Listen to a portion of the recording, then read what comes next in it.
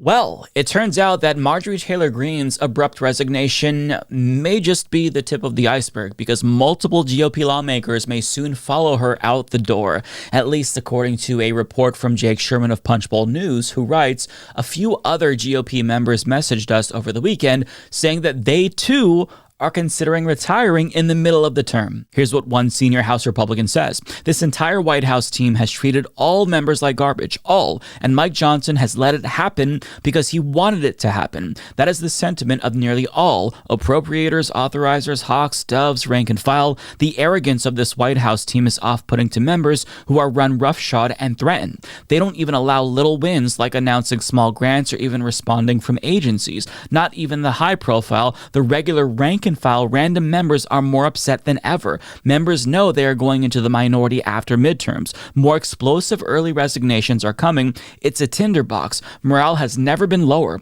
Mike Johnson will be stripped of his gavel and they will lose the majority before his term is out. And to that I say, goddamn. Now, it's crazy because they finally have all of the power that they wanted. Trump's back in office. They have the majority. And look at what happens. In the first year, not even the first year, they shit the bed, predictably so. Now, as ABC News reports, going into 2025, Republicans already had the smallest majority since 1931. And as we speak right now, there are 219 Republicans in their caucus in total compared to the 213 Democrats and 3 vacant seats, meaning that this party can only stand to lose just 7 members. If they lose 7, things flip to the Democrats. Now, even though this anonymous Republican isn't giving us a specific number based on what he said, I would imagine 3 or 4 at most. So it does seem unrealistic at face value just to expect 7 Republicans to resign like Marjorie Taylor Greene. Although, it's not so unrealistic once you consider the fact that there are already 32 other Republicans that have announced that they are leaving Congress. Now, they're leaving to either retire or seek higher office. But currently, they are going to finish out their term. Marjorie is the only one that I know of that's choosing to leave early.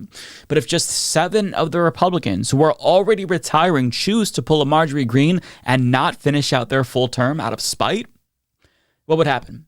Well, that would then flip the House back to Democrats before the next election, which would be the biggest fuck you to Donald Trump and Mike Johnson ever.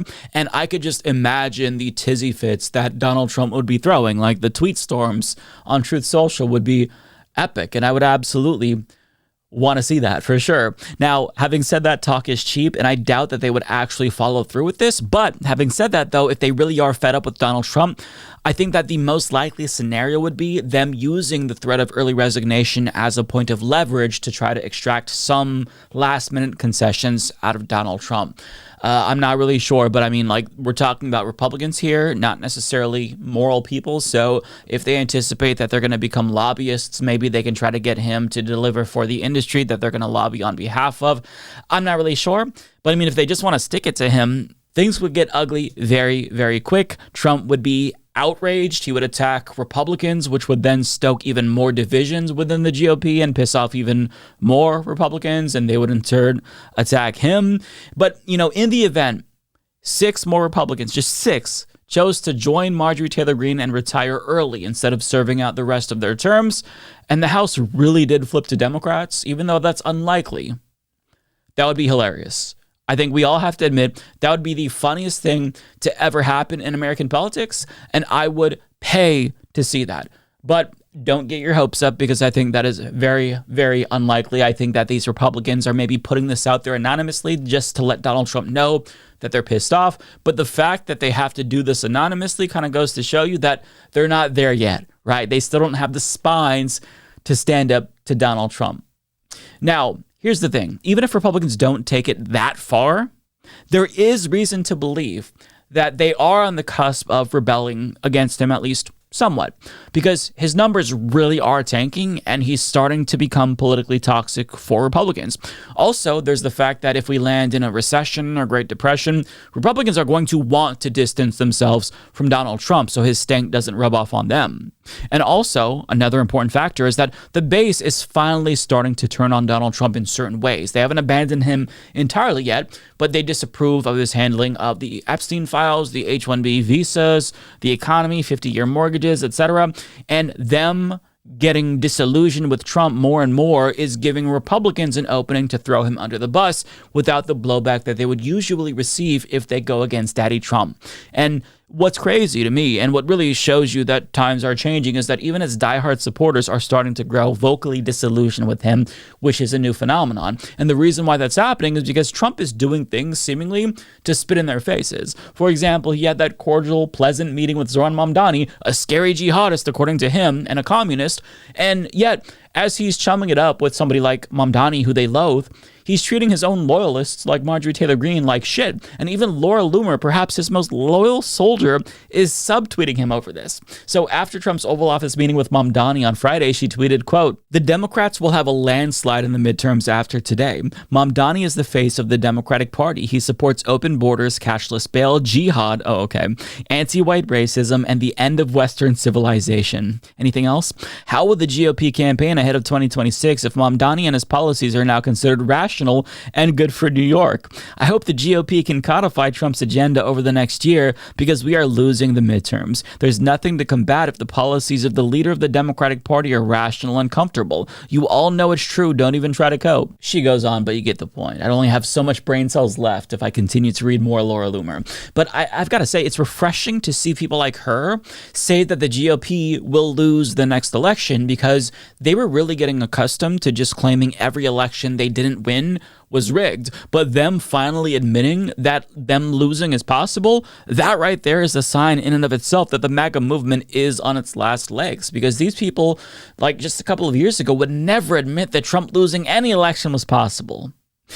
And since they no longer view Donald Trump as the untouchable deity who could never lose an election that he once was, again, that is a sign that the ship is starting to sink. But I'll be entirely honest, I understand why Trump's meeting with Mamdani rubbed some of them the wrong way, because after calling him a jihadist and a communist for months, only to watch him chum it up with the supposed jihadist communist, that right there is a tacit admission that Trump has been lying to them for months. And if he's lying about this, what else is he lying about? Now, I'm not necessarily sure if MAGA morons have enough brain cells to connect the dots, but I'm crossing my fingers for them. I hope that they can put two and two together and understand that Donald Trump is indeed a con man, and they too were conned by this notorious con man. And from Marjorie's perspective, just to put aside Laura Loomer for a minute, I would imagine that it's got to be especially hurtful for her to see that meeting after Trump's been treating her like shit, and like she was a ride or die for him. Like she would have died for Donald Trump, I think literally. And now he's like, fuck Marjorie Greene, she's a traitor. Also, she's Marjorie Brown because green grass, it rots. Like, I don't know if you saw that, but that was a nickname that I think he was workshopping for her. Didn't turn out too well, but he's calling her a traitor. And, you know, she's hurt by that. And look, I kind of sympathize with the way she feels in a weird way, because as a leftist, I'm also kind of in that same position within my own party, which I don't even feel like the Democrats are my party. Like, I've always felt marginalized in the Democratic Party because they'll welcome war criminals like Dick Cheney and Liz Cheney and give xenophobic transphobe like Marjorie Greene, you know, an open pass to come join the party. Yet leftists are given the finger at every chance that they get. I mean, ahead of Trump's meeting with Zoran, 86 Democrats, including leadership, voted for a right-wing resolution condemning the horrors of socialism. And as a socialist, I cannot see that as a huge fuck you to me. But I mean, looking at it purely from the standpoint of strategy, I don't know how that makes sense, seeing as how you're condemning a majority of young people that you're trying to win over who identify as socialists, right? Not to mention you haven't condemned capitalism or even fascism, so for you to condemn socialism is pretty insulting. So I say all this to say that I get it. I see where Marjorie Taylor Greene is coming from, and I would be pissed off too if I were in her position. Now, I wouldn't be in her position because I would not be a fascist in the first place. Nonetheless, you know, I get how it would feel to be betrayed politically by somebody who you went to bat for. And now Laura Loomer, who's long hated Marjorie Taylor Greene herself, is slowly but surely finding herself on the same side as Marjorie Taylor Greene in a roundabout way, because even though she doesn't like Marjorie, she too doesn't want to see Donald Trump chum it up with Zoran Mamdani, who, again, he told them was a jihadist and a communist. Like, you can't really go back from that, right? Either they're extremists who want to kill Americans, or they're super cool and you want them to be mayor. It just kind of exposes your entire thing as a charade and political theater, and even your most loyal supporters can see through the veil now because Trump chose to remove the veil. Trump chose to kind of red pill them, for lack of a better word, on his whole entire fucking shtick. But I mean, these MAGA chuds aren't alone because other Republicans are increasingly finding themselves at odds with Trump as well.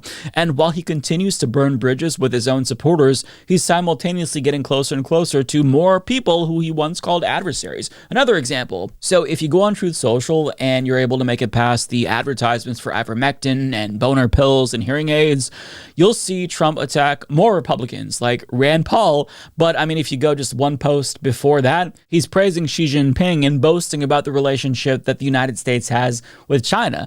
And if you go further, he starts attacking Marjorie Taylor Greene again. So, he doesn't understand how his behavior is sowing real discontent within his own movement because the people that he taught MAGA to view as like the bad guys in a comical, cartoonish sense are now being treated with far more respect than the Republicans like Marjorie Taylor Greene who helped him accomplish his agenda. And so to them, they're like, what the fuck? You just said that communism bad, that guy's a jihadist, and now you're like super buddy-buddy with them and you're treating us like shit. What the fuck?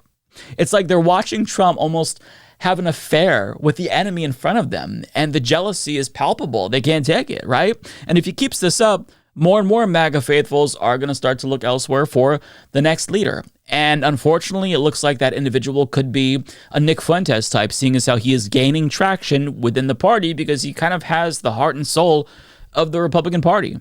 But that's also bad news, not just for the country. It's bad news for Donald Trump in the short term because once he loses his base, he loses all of his political capital too.